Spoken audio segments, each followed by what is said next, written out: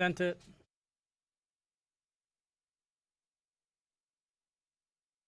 Sent it.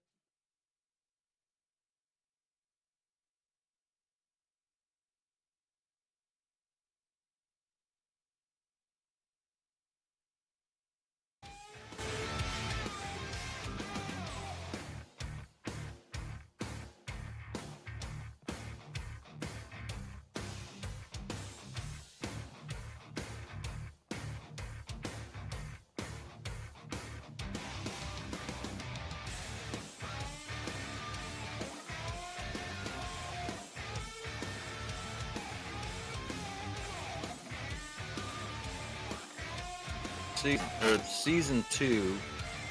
What episode? 30.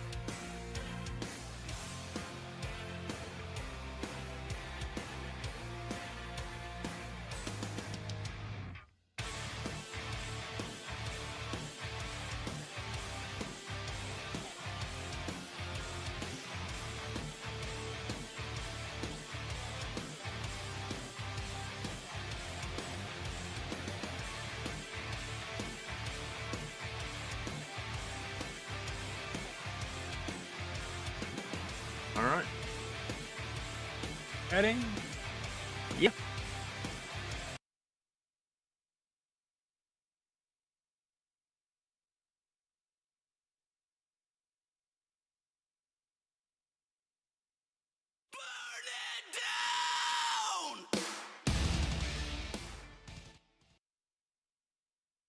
Floor is yours.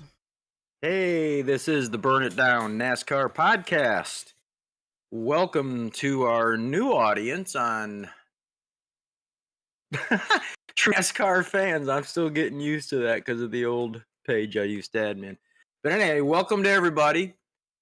We're going to talk about Las Vegas, the playoffs, the standings, and Homestead, and some other fun things. So, starting it off, Kyle Larson punches his ticket with a win, a perfect race, maximum points, playoff points, the whole 9 yards. He won stages 1 and 2, and of course, he won the race. So the man was gold. And I was impressed with his performance, even in the middle of the race when his car was starting to go away. He was still a top 5 car. But pretty cool. All 8 of the playoff drivers are top 11. The only 2 that snuck in were Kyle Busch and Brad Keselowski, and they were original playoff contenders. So actually 12, 13 top finishes were all original of the 16. So that was pretty good showing.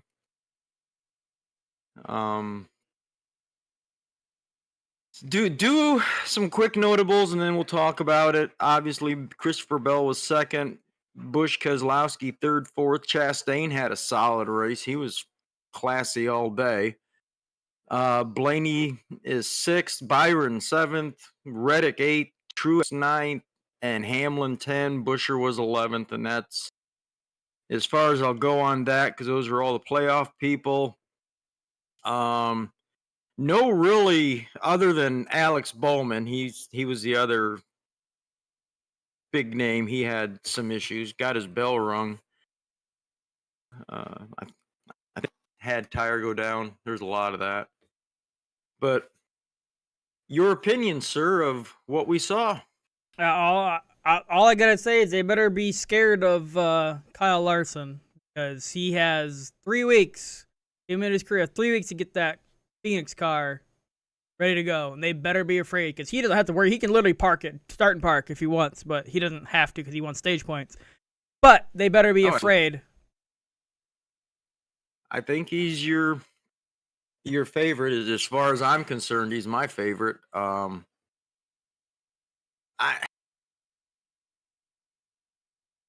I was kind of disappointed with the right rear tire issue. It showed up in practice and qualifying with Chase Elliott and who was the other one that had to go to the rear? Good God, I don't have the starting lineup. Chase Elliott was one of them, had to bring the backup car out.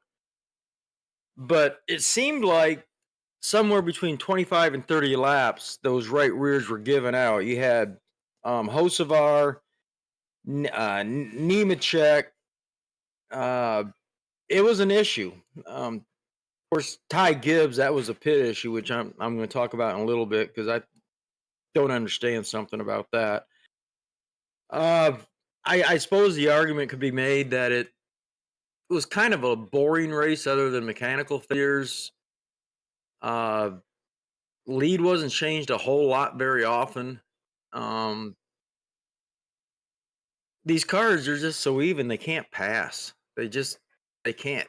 I was kind of surprised that how much the arrow and the push came into restarts. Yeah, I noticed that. I don't recall at Vegas guys needing help to take off like they did. But overall, I thought it was a decent race.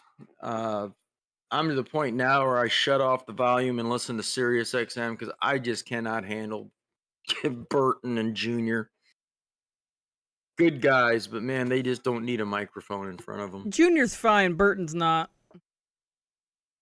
Burton, he seems to want to try and get the most words per minute of anybody. You know what I'm saying? He wants to be the one talking all the time, but I don't know. They gotta do something. Every week I've missed Clint Boyer more and more. I know a lot of people don't like him, but I did. And I think Harvick in the booth with him next year is going to be awesome.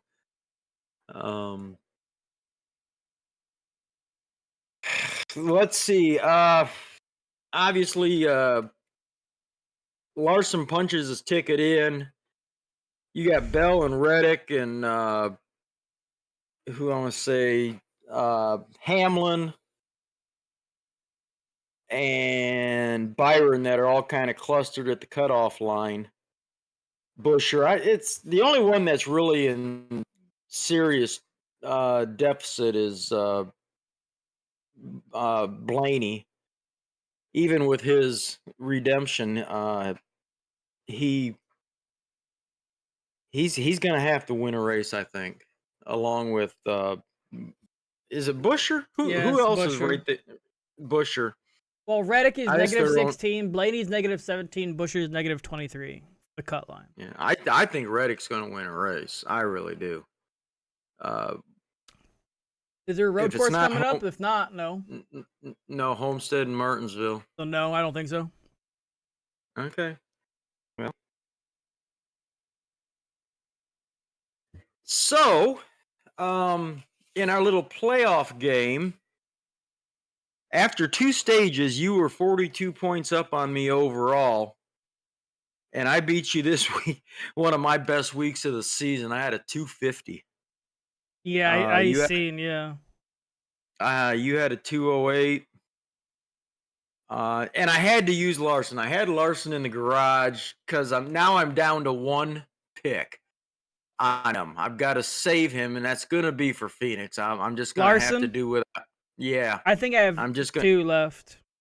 I have one, so I've got to put him on out to uh, in the safe zone because he's going to be one of my picks at Phoenix. And I can't remember who I had to take out to crashed out. It's probably Bush. No, it wasn't Bush. Bowman. I had Bowman in there, so I had to replace Bowman. But anyway, I got you 42. So in one race, we're back squared up overall for Mhm. the playoffs on our little game. Let's see. I think that pretty much,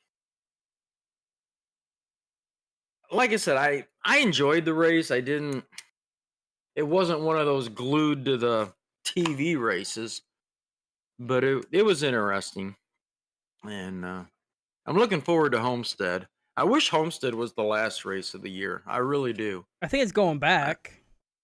Not this year, Not next next year, year. but they're talking about it's going back. Well, I hope so. I hope Rockingham's in the talks as well.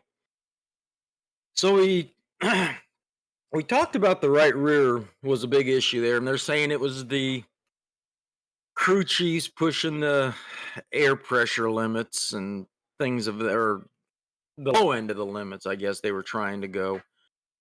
But of course, NASCAR always blames somebody else for issues. And then Ty Gibbs, he loses his right front. I believe it was in stage 2, and it was just a loose wheel. But what I was weirded out about is I thought when something like that happens, the crew chief is automatically done for 4 weeks. No, it's 2 weeks. I thought they reduced it, like 1 or 2 weeks. Well, they must have really reduced it because the news reports of today, the only penalties issued were to Ty Gibbs's crew. The tire changer and the jackman were the only people suspended. They might have changed it to where just two crew members got to go. Maybe not just a crew. Like, I don't. Well, used to be the whole crew, and I'm glad. I mean, what did he have to do with that? He's directing, he's not executing. So I'm pleased, but I was like, well, there goes his crew chief for the rest of the year. Not that it matters in the grand scheme of things, but then when I saw that penalty, I was like, they changed the rules again, didn't tell me. But I think everybody in the world knows that Carson Hocevar has signed a multi-year deal with Spire Motorsports and number 77, which means that Ty Gibbs is looking for a job again. He got booted again. Needs to go back to go-karts. John Hunter Nemechek.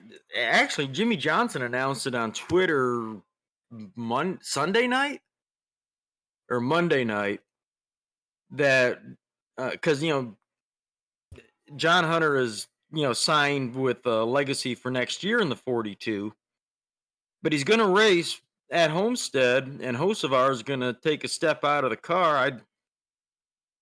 I guess he doesn't have a choice, but because it was just a week ago they announced that Hocevar was going to be in that car for the final 4 races. So thought that was interesting. And I think there's probably 2 things you want to cover, and they both involve one of the same guys. So I don't know if anybody cares, but he knows. But is Bubba? I don't know what his deal was because I think he said P illegal shock or something, which meant like P11 with the illegal, like the ILL P11, and then Blaney came back. It was a bunch of shots back and forth. Like, I don't know if it was banter, like they were texting back and forth, say this, or like they're actually talking shit to each other, but it was pretty damn funny. it was hilarious. when They went whenever off back and forth for like probably 6 or 7 times, and Blaney got some good shots, and Bubba tried, and Blaney go back for another one. It was pretty damn funny. I think it was an epic fail on Bubba's part because he just came out of the gates as soon as it was announced that Yeah, Blaney was disqualified for the supposed not properly sized shock or travel or something of that nature. yeah, That was on Monday. Well, then late Monday, I think it was, or early Tuesday, NASCAR rescinded it, said they had a problem with their equipment. The shock was fine. So Blaney tweeted back at him, I just remembered you were on vacation last year at Miami. You looking forward to getting back? yeah. And like you said, they went back and forth a few more times, but They're talking about, someone they failed trying to make it this way, and he's like, one's like, watch how it's done. It was just funny jabs going back and forth. Like I said, I don't know if it was just banter, really talking shit, but it was funny. it was hilarious. Which just kind of goes into the other thing. NASCAR stepped in it again, came right out of the gates, and issued the penalty and disqualified Blaney. And what was kind of cool is you didn't hear anything out of Blaney or Team Penske about it at all until the thing was rescinded. But it's just, I'm so sick and tired of NASCAR screwing up, making wrong calls, insistent calls. I thought things like this were usually announced on Tuesday or Wednesday because it used to be when they'd find something that they didn't like about a car. And the only time I've ever seen them disqualify a car at the track is last year when Hamlin and Kyle Busch were both disqualified for having that spacer Yeah, tape they did the same thing. wrap. They did that for Harvick last week. Talladega, sorry. At the track, they disqualified him? It was the same day. It was Sunday. Okay. You're right. But I didn't think it was anyway. It was after the race because they probably because the car pulled up and they seen that the fastener screw was out. It probably just worked its way out from racing, but vibration. Yeah. Well, they used to when they'd find things like that up until the very, very recent past. They would just commandeer the car and take it back to the R&D center and go over it.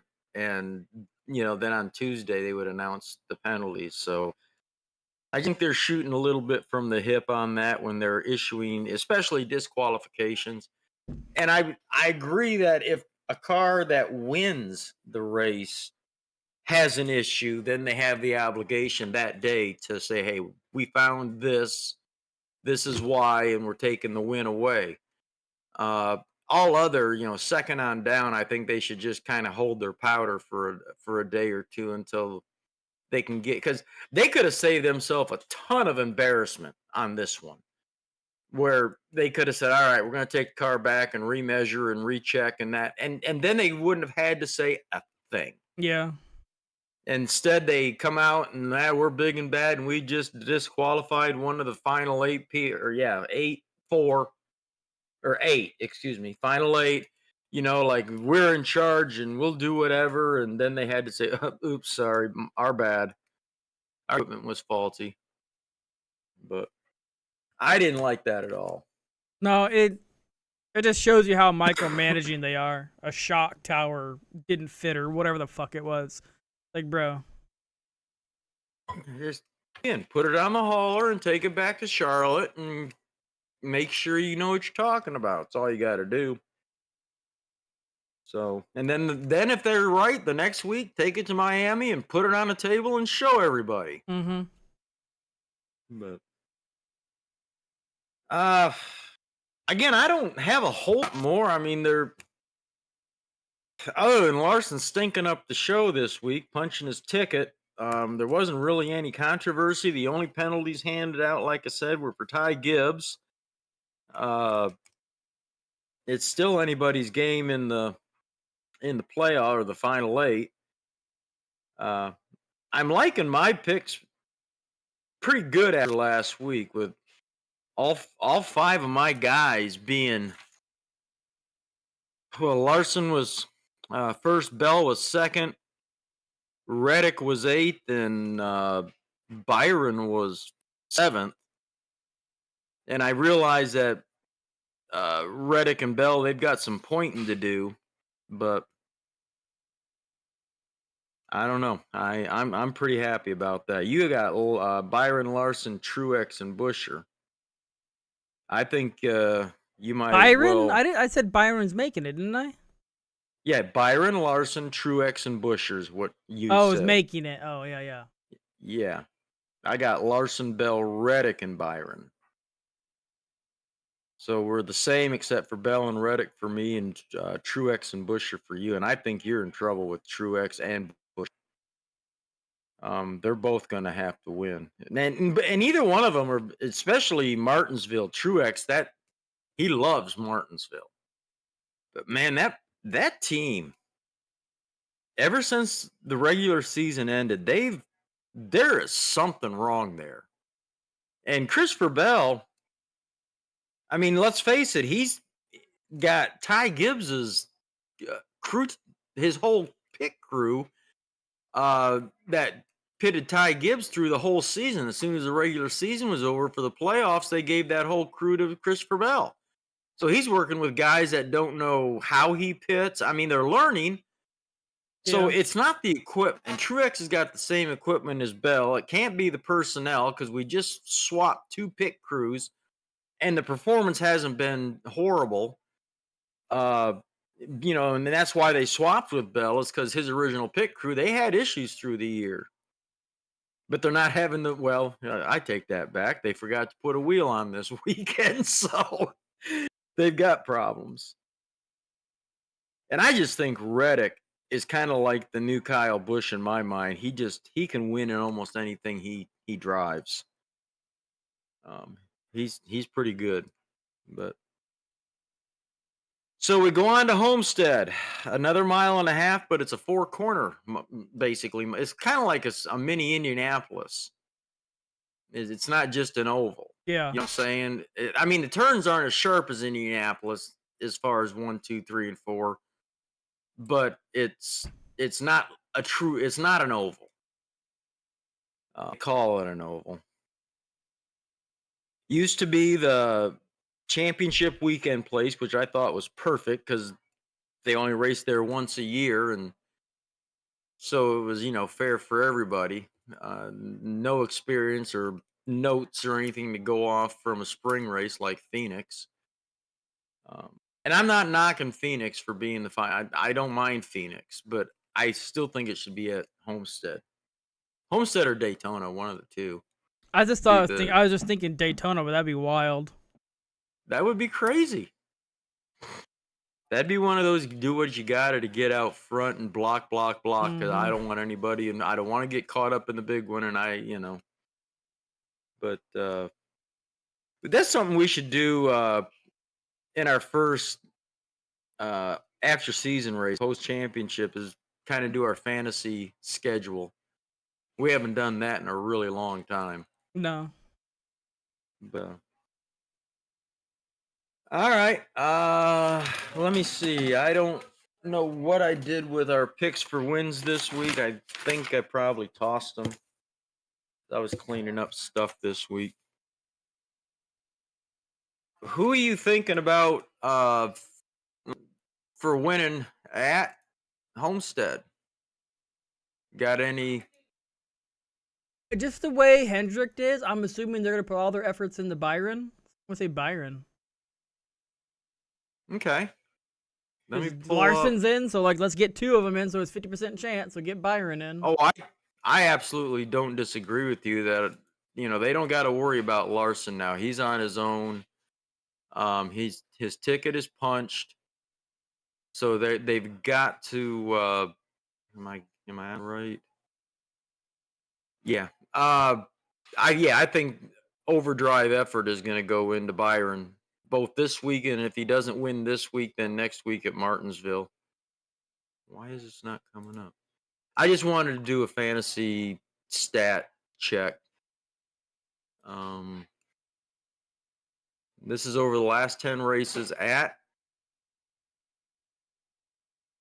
Homestead. Let's go with average. We'll look at average finish first. You're, come on. Harvick is your best, which I just, even though he's flying the Budweiser colors this week, which I think is kind of cool, and they're naming in the race Forever 4 at Homestead or whatever. Man, the boy in 10 races, Harvick's got 9 top 10s, 7 top 5s, and a win. That's pretty cool. Hamlin is next with a 7.7 average finish, 8 top 10s, 2 wins. Kyle Busch, an 8.5, 9 top 10s, 2 wins. Truex, 9.5 average, 6 top 10s, 1 win. Chase Elliott, he's got a 9.7 average finish, but he's only got 3 top 10s, 2 top 5s, and no wins. Kyle Larson looks like he wrecks or doesn't. 10.7 average. He's got 5 top 10s and a win. Keselowski looks consistent with 7 top 10s. Logano's got 6. Austin Dillon, 9 races. Looks like he's got a pretty bad batting average. 3 top 10s and 1 top 5, but he does have an average finish of 11.6. Other playoff contenders, Christopher Bell, he's been there 3 times and only 1 top 10. Tyler Reddick's been there 3 times and only 2 top 10s. Will Byron, he's been there 5 times with a win, a top 5, 2 top 10s, and an average finish of 17. So it looks like he finishes in the top 10 or he wrecks. Blaney is, he's got some work to do. He's 8 times he's been there with only 1 top 10, 1 top 5, average finish of 18.6. Busher 7 times, no top 10s, no top 5s, average 19.7. That doesn't look good. Bowman's been there 7 times with only 2 top 10s and a 20th average finish. See if I can find any other. Bubba, the hell, his fans are going to be crying. 4 top 10s, or 4 times there with a 22.5 average finish. And I think that pretty much covers the contenders of at least the top 8. So, you know what? I'm just going to go out there and can't do it. Can't do it. For the win, for the win.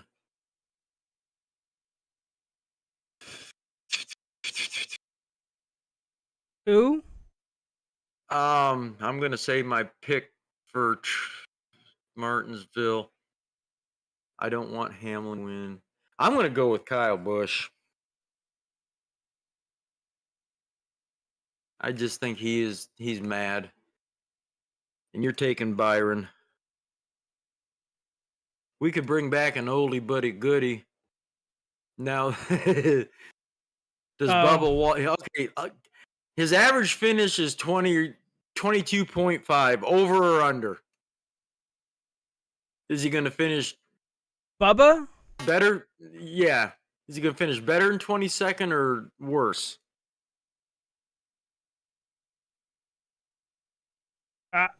I'll say better, just because he's been. I hate to say it. He's been running decently this year. Hate to say that, but He has been. I'll give him that.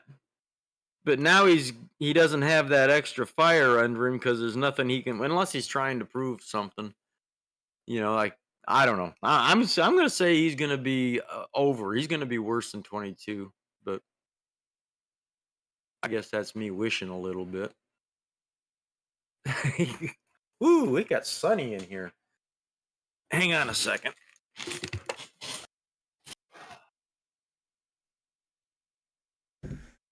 woo!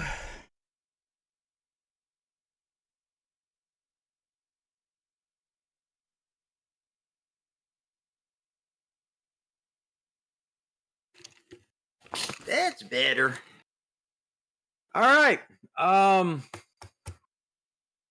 I can't think of anything else. And while I was doing that, I also checked social media and J skis and all that, and I don't see where anything new's coming up. The only Because thing that usually that happens. only thing was Kevin Harvick has his the old Budweiser Yeah, paint scheme, which is his championship car, which I think is cool. I do too. I think it's awesome. Championship paint scheme, so I think it's cool if he performs in it. But he's to this point now; he's just cruising. That's true. Absolutely. Way he looks at it, he's got 3 more times, and then he goes and makes easy money in the booth. Also, let's not forget that Dale Jr. is racing in the Xfinity race on Saturday, so that's kind of cool. Hi, one of my favorite guys of all time, and I'm having a brain. Trevor Bayne is racing in the trucks, Yeah. so that's going to be cool. I got a reason to watch all 3 this weekend for sure. It's a weird schedule. I think the trucks are on FS1, Xfinity's on USA, and the Cup guys are on NBC. If I'm not mistaken, I've got that. Where'd that go? It's right. Come on.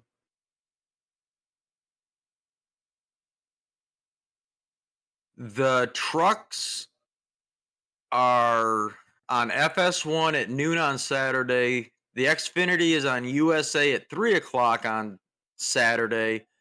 Then the Cup guys are at 2:30 on NBC. So they're all 3 different networks this weekend. So, all right, buddy, I got the else. Yeah, I haven't looked into it. There's not much has happened. We talked about everything. Nope. All right. So, once again, I know we're playing to a little bit newer audience, a new page I started up on Facebook. It's True NASCAR Fans. It's news, media, gifts, banner, discussion, questions.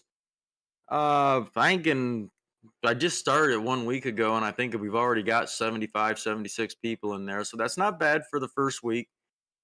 Hopefully it'll grow a little bit more. But go on over there, search us on Facebook, and join that. And keep tuned to Burn It Down NASCAR podcast. I'm out.